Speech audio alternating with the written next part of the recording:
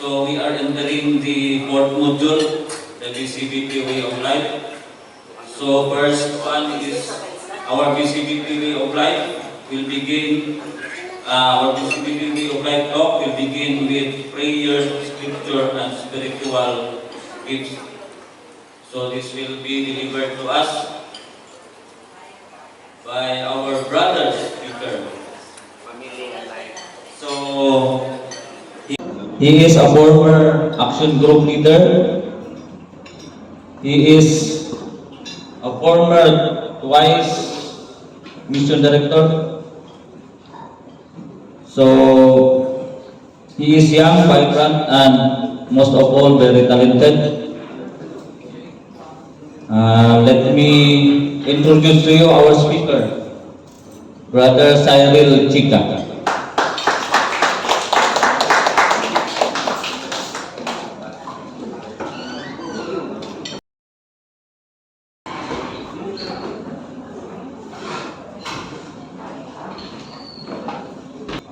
I am Cyril Chica, a businessman and a network engineer by profession.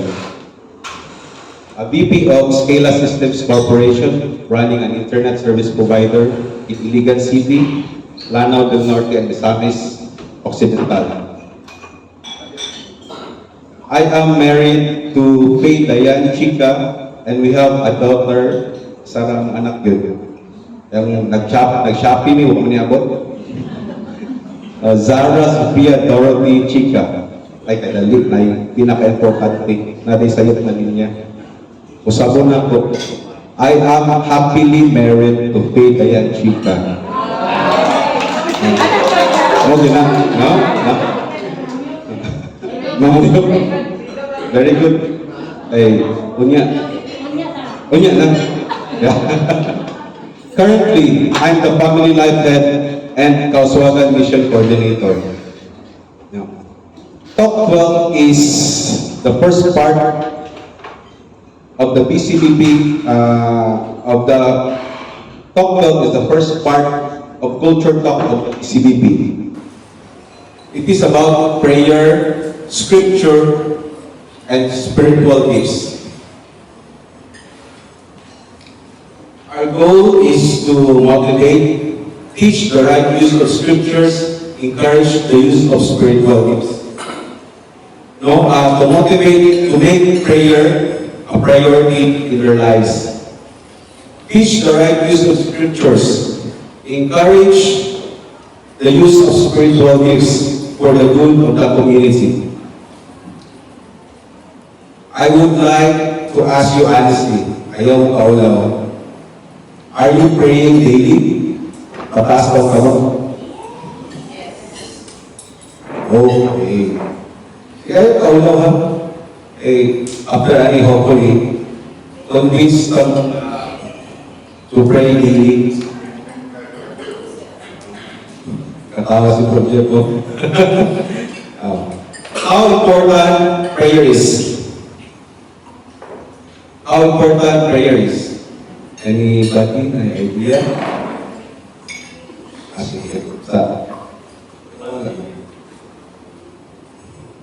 What is the basic definition of prayer? Anybody? Mag-busy na katakakuman. Ganda ng yellow paper. Yeah, okay. A relationship with God, a connection between man and God. It is a conversation between man and God. It is not just a connection. It's not just a connection of man to God, but a connection of God to man. It's a two-way street. Dapat kabalo ka malinaw, kabalo ka mastorya. And most of the time, maminaw yun sa silid mo. What is the highest form of prayer?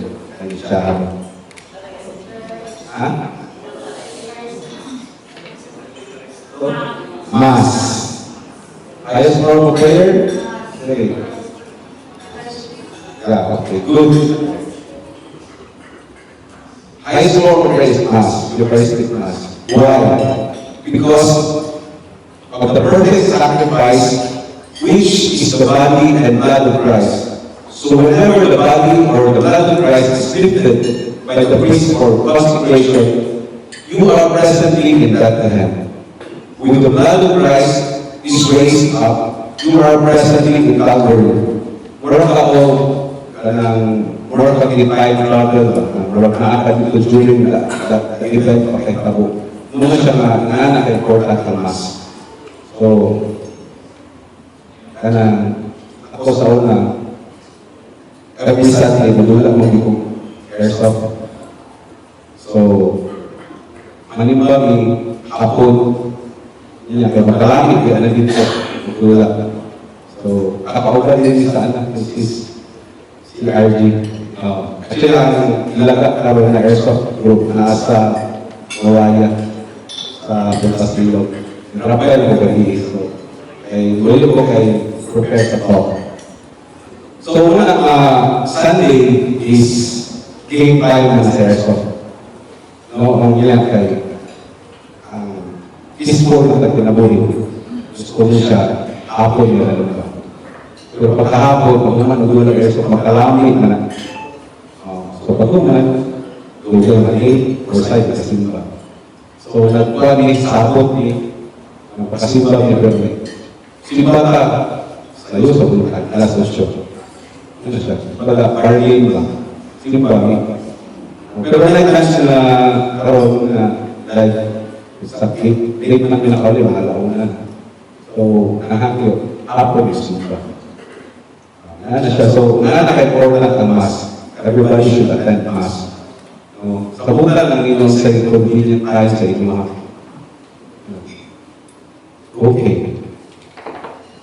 Making prayer a priority in your life.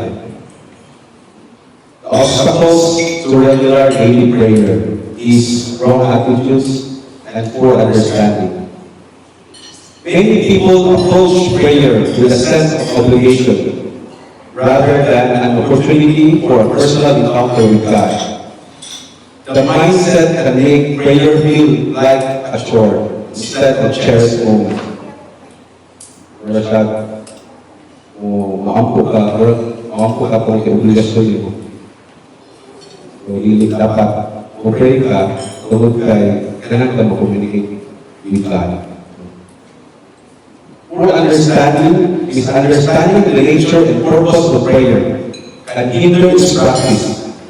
Prayer is often seen as a time to ask for things rather than a conversation with God, which includes listening, praising, and thanking Him. One of the obstacles of prayer is the me attitude. Prayer is not a wish list. Ano ito? I want this, I want that. Maampo ka kung kailangan kayo Panginoon. So, hindi siya nga. Prayer is also adoring and thanking God. So, action speaks louder than words. You have to do it. You have to work. You need to have discipline. Work on your prayer time. You can include praise and worship because they said that King singing is praying twice. Then I would like to take this opportunity to invite members who have passion for music to join the music ministry. Or you can host one of the practice sessions of the music ministry. Every week, atong chapter head, si Arnold, sila ang host sa personal nila kasi maraming salamat ni Bro Arnold and si Janet for your support sa music ministry. So, if ayun ko lang, you can join the music ministry or you can host one of the sessions. Approach Rowie or ako, once a week ka na siya. Okay, next, when we pray, it's important to listen to the voice of God. How do you know the will of God? Anybody? Mag-ilong kayo. mag-quiz. You won't know the will of God unless you practice to listen to the voice of God. Prayer is not a one-way street. Prayer time is conversation with God, but more on listening to God than talking. Amen? Okay. Una siya na ako kita bird. Ay, mara ka na ang way na makakommunicate ka with the Lord na kamura. Coming into God's presence to worship. Scripture reference is Revelation chapter 7 verse 9 to 11. It says as it's about the great multitude in white robes. It says, after this I looked, and there before me was a great multitude that no one could count, from every nation, tribe, people, and language, standing before the throne and before the Lamb. They were wearing white robes and were holding palm branches in their hands. And they cried out in a loud voice, "Salvation belongs to our God, who sits on the throne, and to the Lamb." All the angels were standing around the throne, and around the elders and the four living creatures. They fell down on their knees, faces before the throne, and worshipped God. This passage describes a great multitude from every nation, tribe, people, and language, standing before the throne, and before the Lamb of God, worshiping God. It highlights the importance of approaching God with a heart of worship, reverence, recognizing His majesty and sovereignty. When you go to your prayer time, the objective should be going to the throne of God. Okay? Okay? Yeah. Serious mo kayo ka? God is the source of all help, wisdom, and power. Dependence on God. Acknowledge that every good thing comes from God. In prayer, we seek His help, wisdom, and power, recognizing our own limitations and His infinite capabilities. If you understand who God is, then you believe that He is the source of all health, wisdom, and power. In Philippians chapter 4, verse 13 says, I can do all this through Him who gives me strength. I can do all things. I can do all this through Him who gives me strength. Kailan mo ni Stephen Curry? Liligtas ng Clothing. Alam mo, no? Makita niyo si Eshus, naanak si Eshus, pinagutang niya. Ano yung favorite ko? I can do all this through Him who gives me strength. Another is 2 Corinthians chapter 12, verse 9. It says, but He said to me, my grace is sufficient for you, for my power is made perfect in weakness. Therefore I will boast all the more gladly about my weakness, so that Christ's power may rest on me. Who truly understands the power of Christ? God, the creator of heavens and the earth and the entire universe, holds the power to create life with a single breath. A billion lives that brought into existence by His greatness. That is how powerful our God is. Another scriptural reference is Matthew chapter 7, verse 7 to 12. And it says, ask and it will be given to you. Seek and you will find. Knock and the door will be opened to you. For everyone who asks receives, to the one who seeks finds, and to the one who knocks the door will be opened. Which of you, if your son asks for bread, will give him a stone? Or if he asks for fish, will give him a snake? If you then, though you are evil, know how to give good gifts to your children, how much more will your Father in heaven give good gifts to those who ask him? So in everything, do others what you would have them to you. For this sums up the law and the prophets. Remember this, brothers and sisters. God wants us to ask, seek, and knock. Our God is a jealous God. Labaw pa sa iyong asawa sa silusa. Oh, sino yung inyo tadi? Kaya mo? Okay lang, silusa niya. Pero hindi lang grabe ka siluso. The jealousy is seen as a sign of his unwavering love, a desire for his people to be in close, meaningful relationship with him. That is why tagaan ka sa Ginoo of trials. Masahay, nakaingon ka, Lord, Henry, Lord, usa akong gibuhat. Pero ang rason ana, ganahan lang yun ang Ginoo nga mo. O kadang ka na bitong, kumbaga, KSP akong Ginoo. Para mahapat ka tayo sa liyaha na ano naman mabot ka sa imong mga trials sa kinabuhi. Makauna na lang ito sa pamkinis sa Ginoo. O muna na siya yung nabuhat. That is why God wants us to ask, seek, and knock. Sige. Please repeat with me. God wants us to ask, seek, and knock. Kana lang simple. No? God wants us to ask, seek, and knock. Kana lang tulos. Ask, seek, and knock. Amen?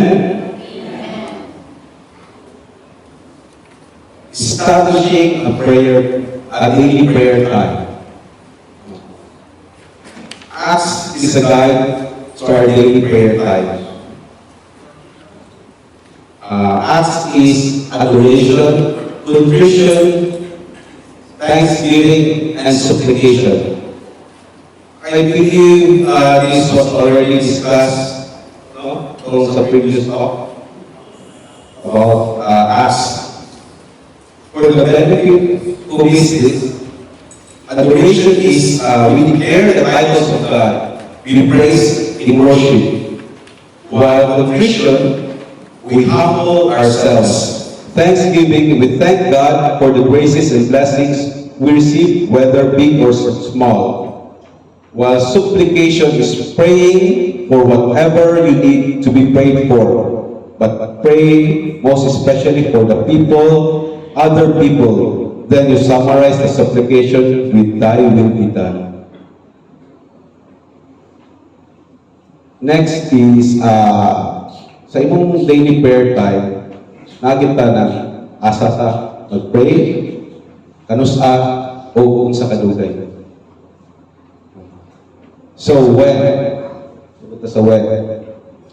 choose a specific time of day that works best for consistent prayer, whether morning, afternoon, or evening.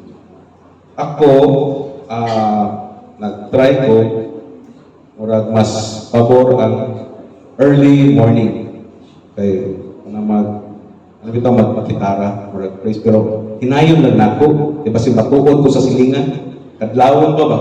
Alas 5, alas 4, magkuhan lang ka, praise and worship, nga, ikaw lang ito. Nainay lang yun, kasi reklamo yung silingan nga, alingasa kay kasayos kadlawon. Find a quiet and distracted place to connect with God. Pwede sa inyong balay, sa office, or sa church?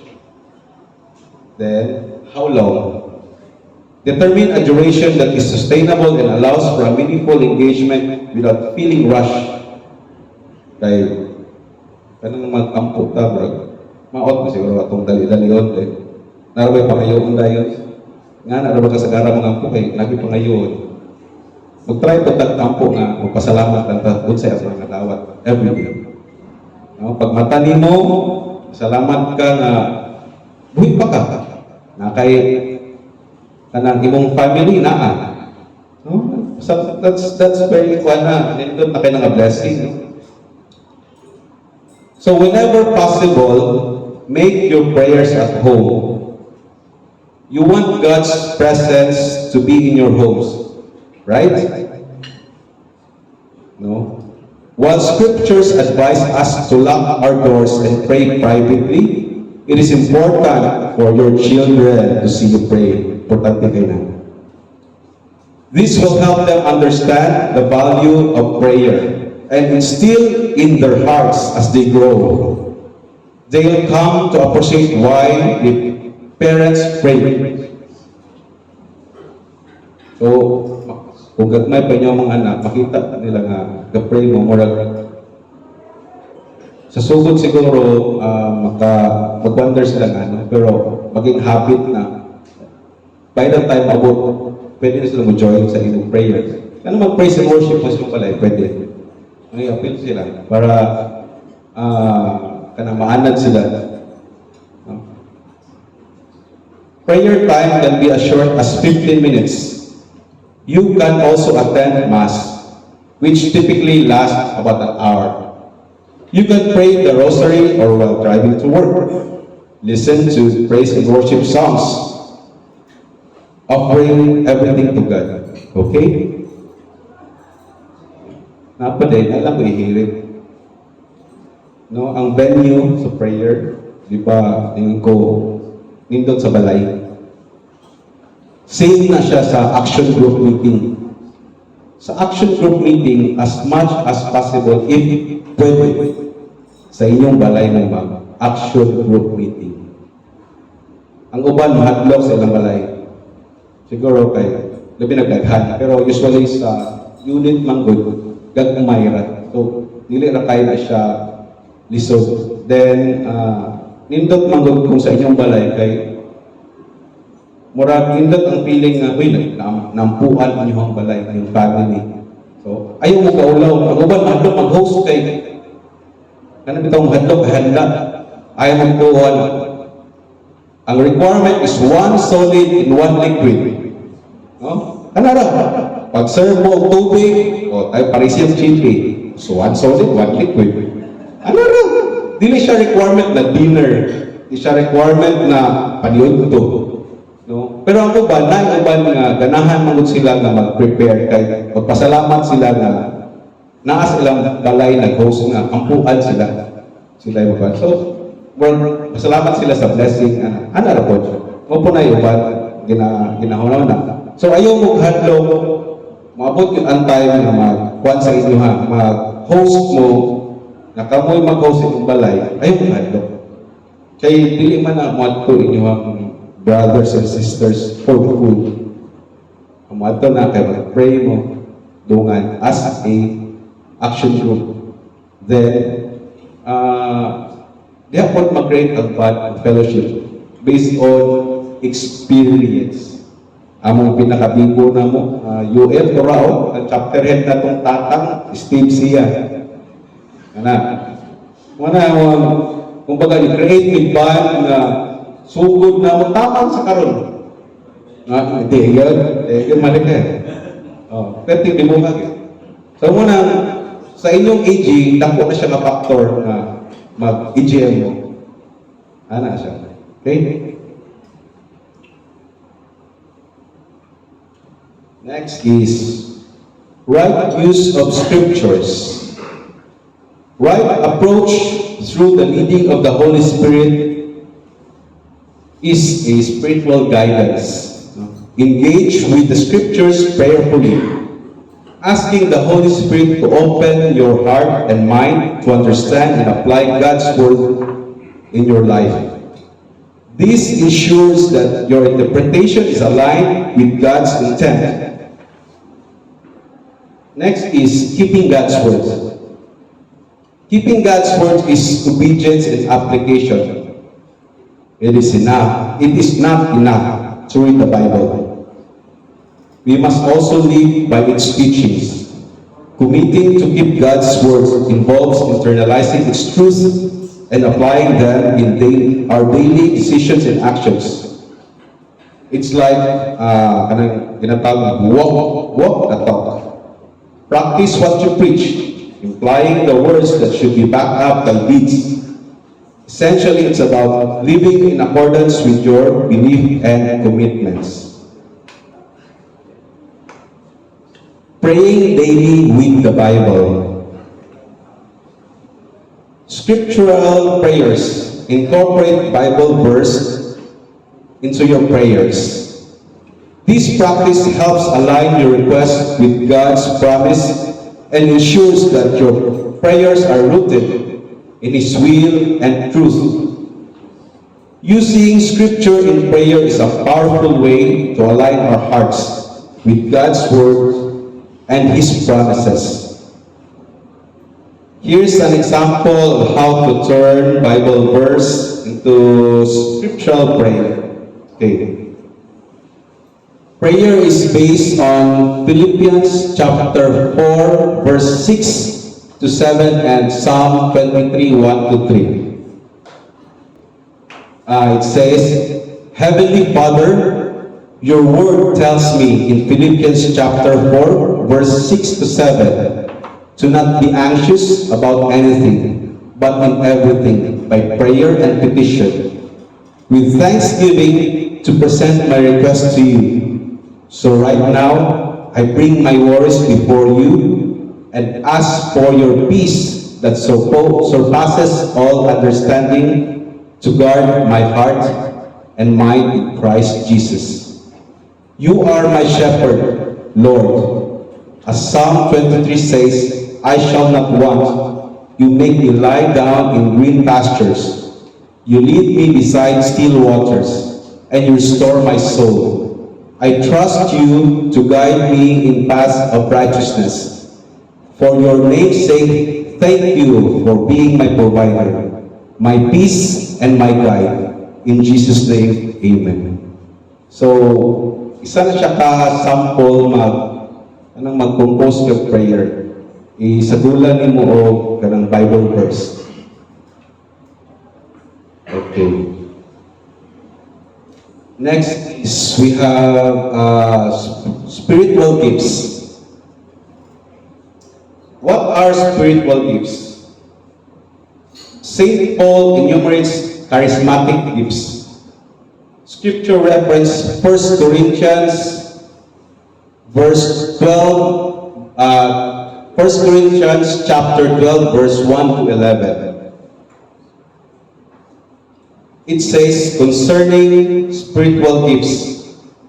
Now about the gifts of the Holy Spirit. Brothers and sisters, I do not want you to be uninformed. You know that when we were pagans, somehow or other we were influenced and led astray to mute idols.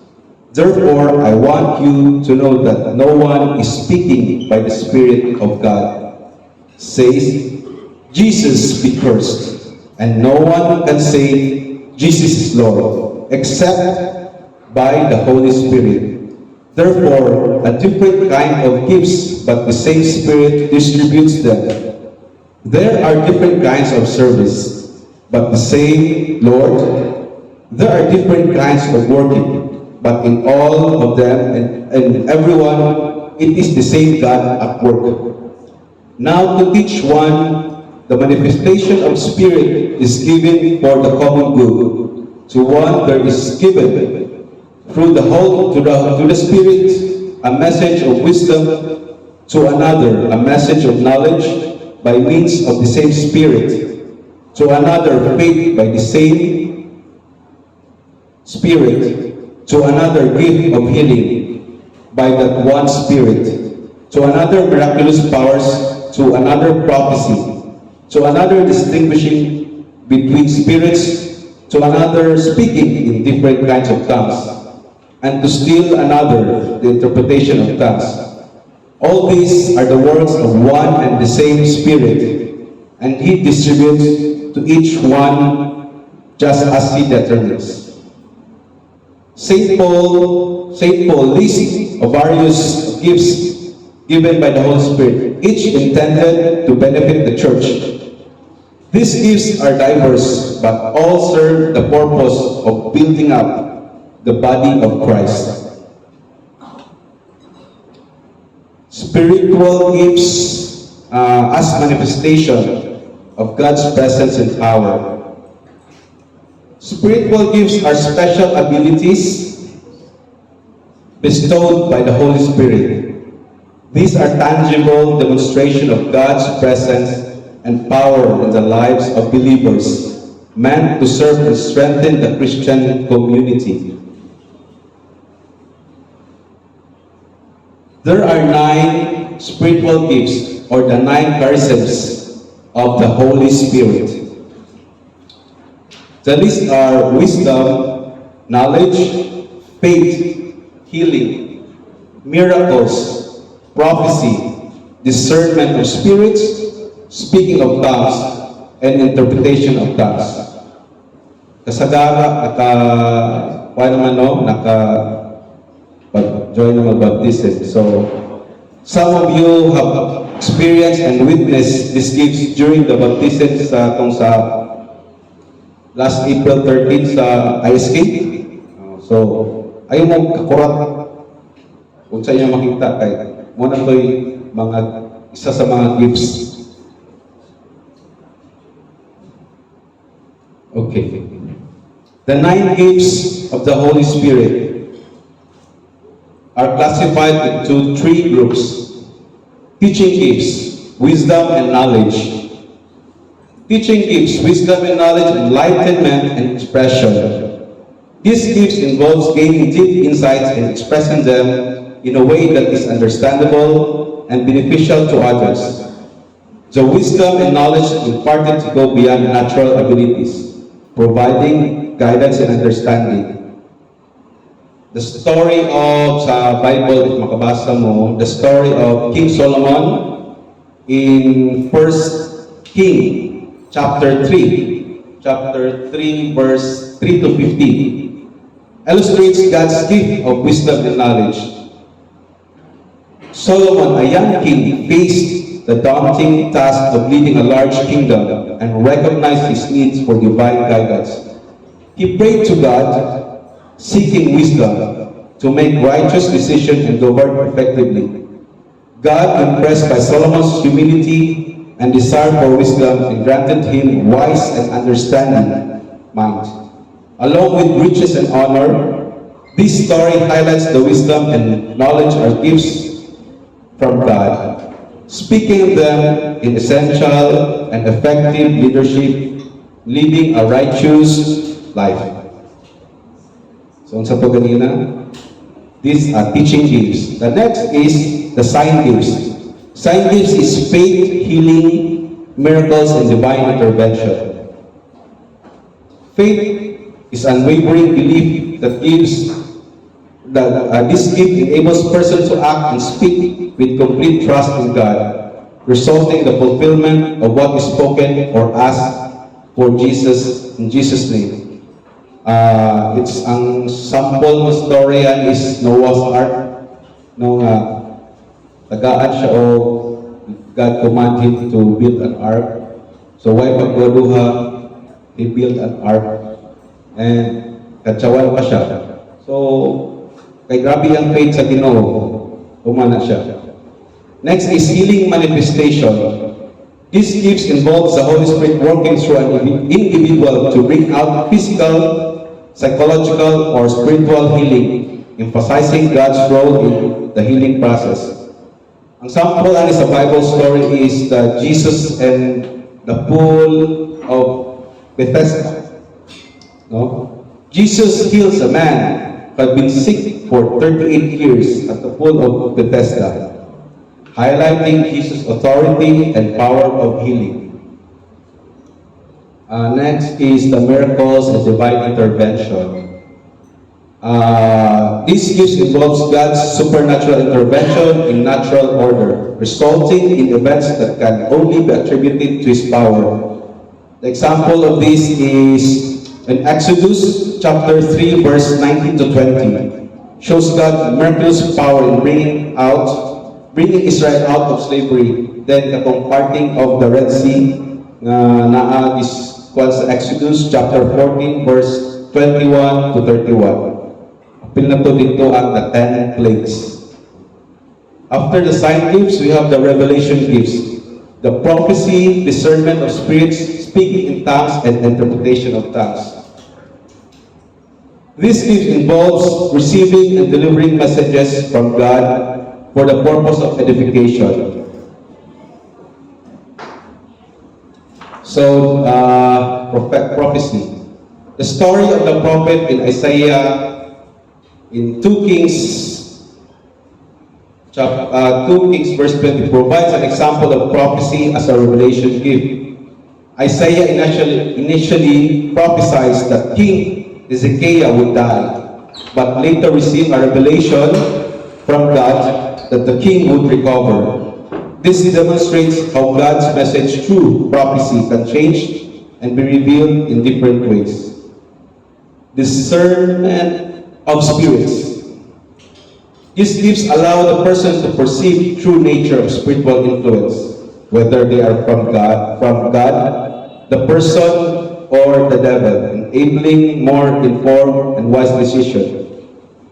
Muni sa atuang diri kanang mag-sharing or naay mga kuan ang inyong mga manuscript i-discern o kana mag-choose of leaders i-agi og discernment kanamon tay mga nagi gift ana. Okay, speaking of tongues is a gift allows a person to speak in languages they do not know. Prompted by the Holy Spirit, often in setting a prayer or worship, it sometimes requires interpretation to be understood by others. So, katong sa baptism na to, na amoy makinakita dito, katong sa alam kakurat, it's part of the gift. Interpretation of tongues is understanding tongues. This gift involves interpreting the general meaning of what is spoken in tongues, making it intelligible and edifying to those present. Okay.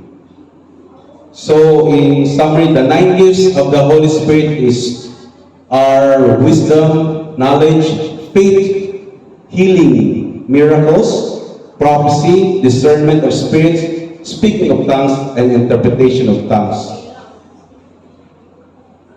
Okay. The purpose and use of spiritual gifts is edification and service, glorify and honor God, build up the community, and benefit the BCBP community. Okay. Edification and service is about spiritual gifts are intended to build up the body of Christ, not just benefit the individual. Spiritual gifts are divine abilities given by the Holy Spirit to believers. The glory and honor God. Use these gifts to bring glory and honor to God, showcasing His power and love. Then build up the body. Strengthen and support fellow believers, fostering unity and growth within Christian community. Then we have the last is the benefit the BCBP community. Enhance spiritual growth and unity of the brotherhood of Christian businessmen and professionals, contributing to its mission and effectiveness. Okay. The BCBP vision is bringing Christ into the marketplace and winning the marketplace for Christ. While BCBP mission is we are a community of business people and professionals committed to living out Christian values and being change agent in marketplace. We accomplish this through a process of ongoing personal conversion, a commitment to professional excellence, community and nation building, practice of justice and integrity, responsible care for all entrusted to us. So, I would like to ask everybody, labi na sa mga members, no? Atong basahon para ma-remind ta, atong basahon ang atong vision. No? Our vision is bringing Christ into the marketplace and winning the marketplace for Christ. So kana lang. Muna to ang kuan gyud, kanang balik-balik. So, the action points to remember is set a personal prayer schedule, dedicate time for scripture reading and reflection, identify and use spiritual gifts in service to others. By deepening our prayer, immersing ourselves in scripture and using the spiritual gifts, we grow as faith disciples of Christ. Let us commit to making this practice a daily part of our lives.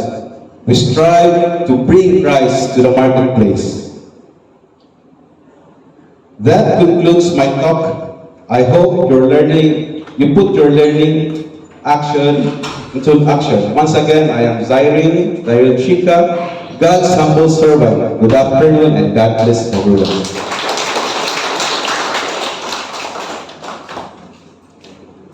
Thank you, Bro Cyril, for exposing us to the fourth module, the BCBP way of life. So, it was stated that as BCBP members, we must pray, we must read the scriptures, and practice the gifts that we received during the baptism of the Holy Spirit. So, naiuban na tingala ang naka-receive sila, hindi na siya ikahadlok ato na siyang i-practice because that is the BCBP way of life. We are now entering into it. So, next is the response song. So, may I ask everyone again, please stand for the response song.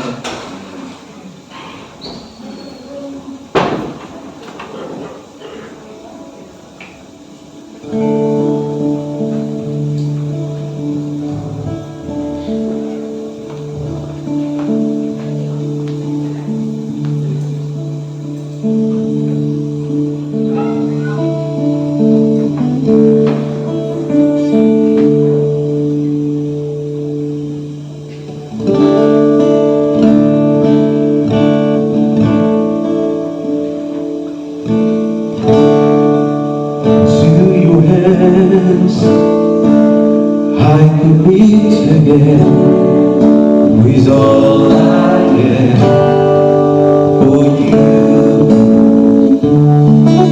You hold my world in the palm of your hand, and I am yours forever.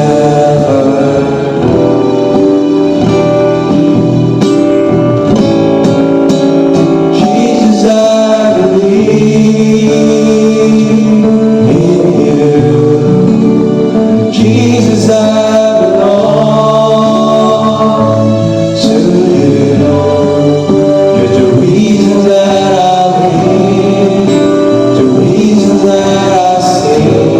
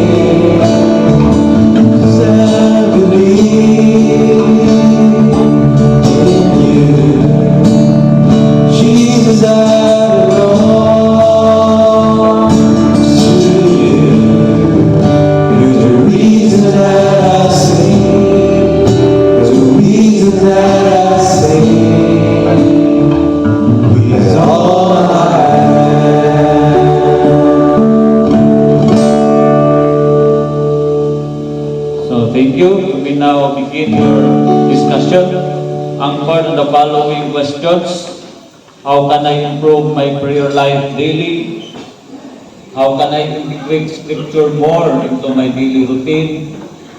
What spiritual gifts do I recognize in myself? And how can I use them for God's mission? So let the discussion start. Now my exhortation for the topic prayer, scripture, and spiritual gifts. So today, we were reminded of the three great treasures that the Lord has given us to live our Christian life with power and purpose. And that is prayer, scripture, and spiritual gifts. So first, let us think of prayer. Our personal conversations with the Lord. That is prayer. And too often, we allow our busy schedules, distractions, and doubts to wrap us at this time. Because of our busy schedules, ay malit na natin prayers. But prayer is not a duty. It is a lifeline. So remember that. It is not a duty, but a lifeline. Prayer, it is in prayer that we come into presence of the Almighty, as described in Revelations, and joining the worship of heaven itself. So God is the source of our strength, our wisdom, and our help. And so, we must make prayer a daily priority. Decide, just like what Bro Simon said, you should decide when, where, and how long, and guard that sacred time. The next is the scripture, the living word of God. Through the Holy Spirit, the Bible is not just a book. It becomes a personal letter from our Father, speaking directly to our hearts. So let us approach it not as scholars, but as disciples, listening for His voice. And also let us keep His word close, meditate on it daily, and allow it to guide with our lives and decisions. And finally, the Lord equipped us with spiritual gifts, manifestation of His own power at work in us. So as St. Paul reminds us in Corinthians, these gifts are real, active, and meant to be used. So ihatag ka sa Ginoo, dili lang para tutaguan, but to be used. So whether teaching, healing, prophesying, discerning, or speaking in tongues, these are not for our personal benefit, but to build up the body of Christ, to strengthen our VCDP community, and to give glory to God. So I ask you, are you making prayer your foundation? Are you letting the Word of God shape your heart and mind? Are you using the gifts that the Holy Spirit has given you? The Lord has already planted this in you. Now it's time to awaken them, grow them, and use them for His glory and for the good of others. Let us be bold, let us be faithful, and let us be fully alive in the Spirit. Thank you very much, and good afternoon.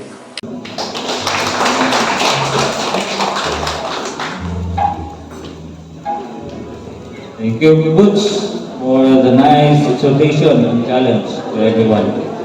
So let us all stand for the closing prayer by Bro Michael.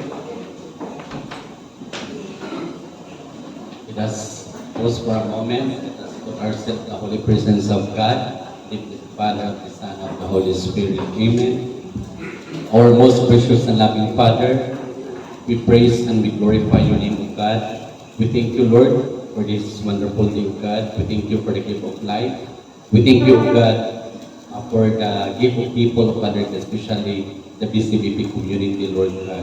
Lord, we also pray that may you bless and guide each one of us, and may also be able to learn and apply the things that we have learned in this session, Father God, especially in our daily prayer, scripture reading, and also, Father God, may you guide us, Father God, whatever things, whatever desires in our hearts, Father God, that be able to achieve it through your guidance and through your presence, of God. And we also pray that you bless and keep us safe, Father God, as we depart in this place, Father God, and may Holy Spirit be with us always. In Father God, as we pray through Christ our Lord and Savior. Amen. Amen.